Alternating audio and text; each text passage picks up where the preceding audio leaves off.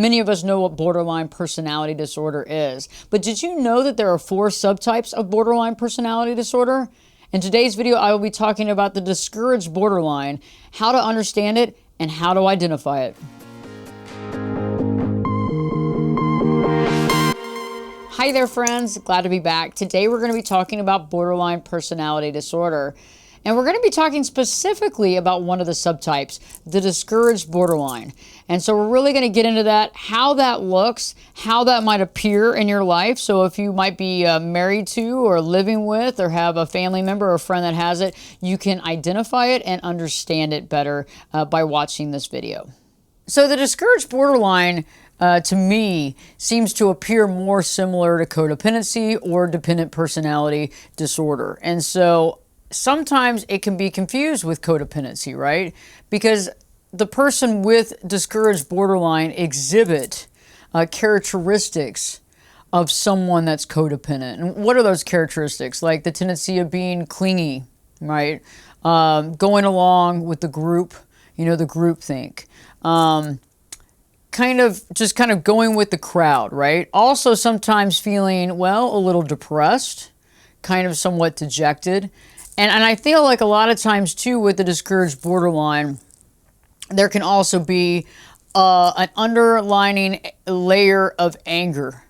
And that is also kind of created by disappointment. And usually that disappointment comes from the actions of other people around them, right? About what they did or what they didn't do. And I find that a lot of times with the discouraged borderline, the anger can kind of stay dormant, right? You can't see it, but sometimes that anger can be explosive, okay? And so that's something that you might see as well. Also, the idea of security and feeling secure is very important to the discouraged borderline. They need to feel secure, and that feeling of lack of security is usually kind of a major underlying current that is consistent in their life. And so because of that lack of security, it's like they're always trying to get that security. They're always trying to feel secure no matter what. And at the same time, trying to feel secure and have that safety is like this overlooming question of self-doubt, right? Doubting oneself, doubting one's ability, not feeling good enough to get that job or to hang out with those people. So it's like constant self-doubt, right?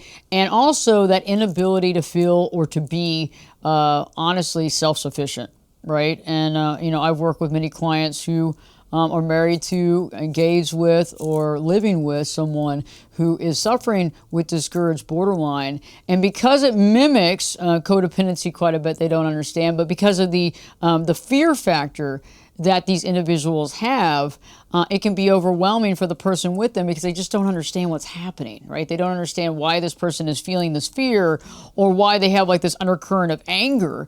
And so that anger is interesting because when the discouraged borderline feels like the people around them have hurt them or have let them down in some way, right? That's when the anger flares. Okay, and that's when you see a lot more of the BPD traits coming out.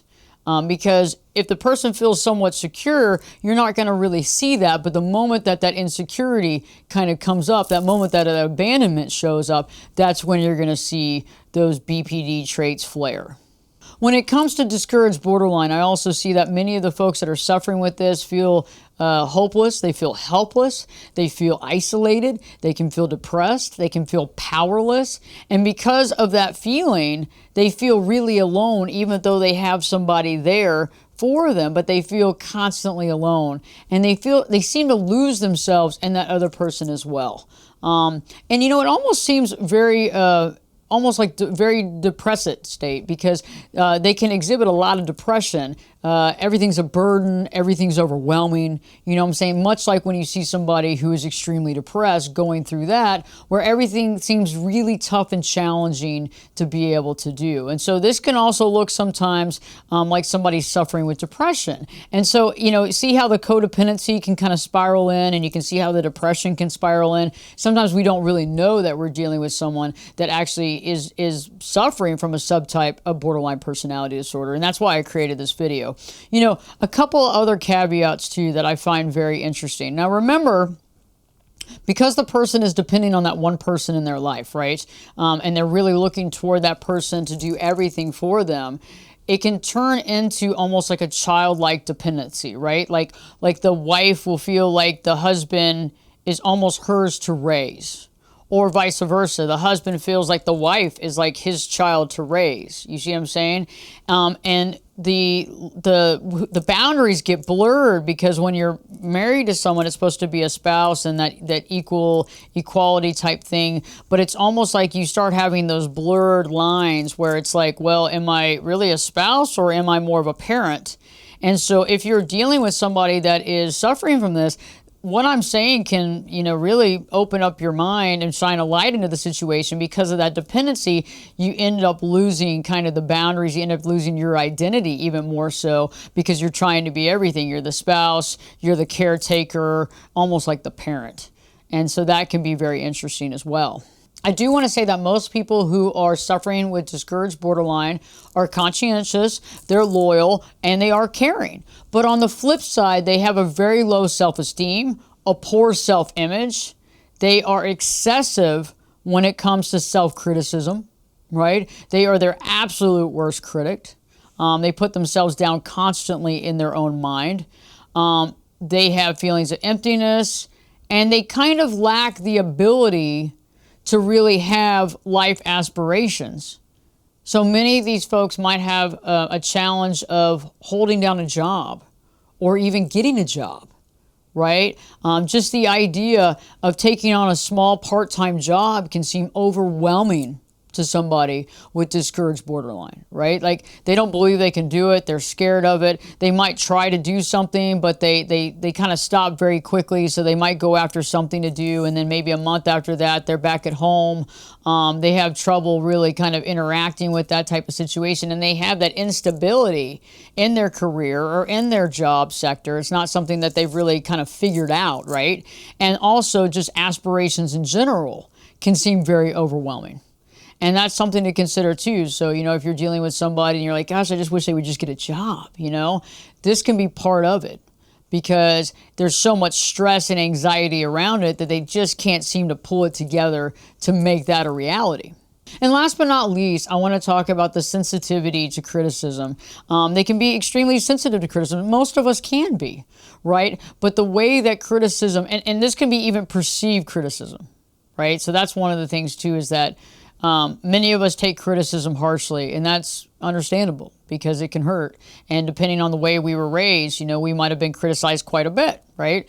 But a lot of times when we're dealing with the discouraged borderline, when we're trying to give help or reassurance, it can sound like we're criticizing. So it's not what we say, it's the way that they hear it, right? So they hear that we're criticizing, and then that's when the anger can spark. We're not criticizing, and that's when you don't understand why they're yelling or why they're angry or why they're sad or why they're crying, right? Because you don't understand that they hear you criticizing them. The way that they interpret what you say, they hear and see it as a criticism, okay? And so I want you to think about that, because you might have been in arguments with your spouse, significant other, and you don't understand why, because you feel like you're being nice and you're generous and you're trying to explain something like really at a really honest level, and it seems like they keep thinking that you're after them, badgering them, finding all the wrong things about them. And so this is definitely a caveat and definitely a specific when it comes to the discouraged borderline. But last but not least is that black and white thinking, right? That black and white thinking, a lot of folks we talk about splitting, right? But the black and white thinking, thinking as though, everybody's either really good or really bad, right? And there's no in between. And so one person can appear to be like the saintly person, while the other person can appear to be like devilish, right? And everything they do kind of adds up to that devilish feeling that the discouraged borderline has about that person.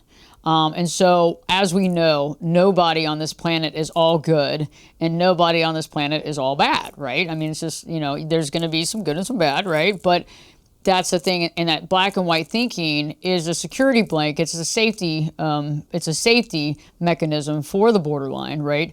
But that's something else too. So if you've been in a relationship and it seems like one day you're the nicest person on the planet and they love you, and the next day they think that you're the spawn of the devil, when you think about that, you have to understand where somebody and how somebody is perceiving what you do, what you say. And so usually with the discouraged borderline, there's not going to be a lot of anger. And the only anger that's really going to come out is when they feel like you're undermining them, or you're not doing what you said you were going to do, or what they feel like you need to be doing to be there with them. So very interesting stuff. If you are living with somebody with discouraged borderline, or you're currently married to, this is stuff that you need to think about. This might have shined some light into your situation. I'll be doing upcoming videos on, things that you can do and how to deal with these situations. But first and foremost, we need to understand the situation for what it is, and being able to understand that is power in itself and knowledge. So I hope this video has helped you. We will be working on the other subtypes of borderline as well in upcoming videos. And don't forget to live your true life.